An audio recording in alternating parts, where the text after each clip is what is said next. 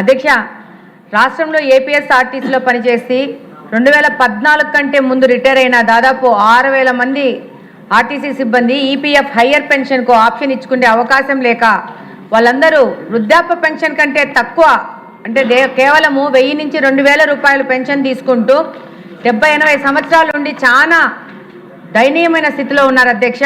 వీళ్ళు ఎక్కువ మంది ఏ విధమైన ఆర్థిక కూడా మంచి పొజిషన్లో లేకుండా ఇబ్బంది పడుతున్నారు అధ్యక్ష.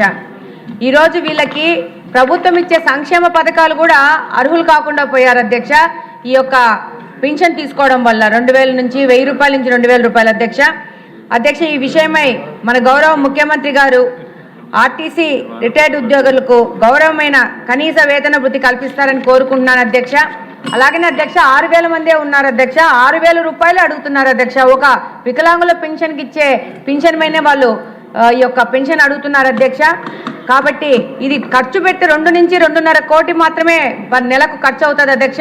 ఈ యొక్క పెన్షను తగ్గుతుందే కానీ భవిష్యత్తులో పెరిగే సమస్య ఉండదు అధ్యక్ష. దాదాపు ఈ ఆర్టీసీ ఉద్యోగులందరూ వాళ్ళ గొంతుక ఈ యొక్క సభలో వినిపిస్తున్నారు అధ్యక్ష. తప్పకుండా మంత్రి గారు ముఖ్యమంత్రి గారు సరైన నిర్ణయం తీసుకొని వాళ్ళకు సానుకూల నిర్ణయం తీసుకొని వాళ్ళకి గౌరవ వేతనం కల్పిస్తారని మీ ద్వారా కోరుకుంటున్నాను అధ్యక్ష. Thank you.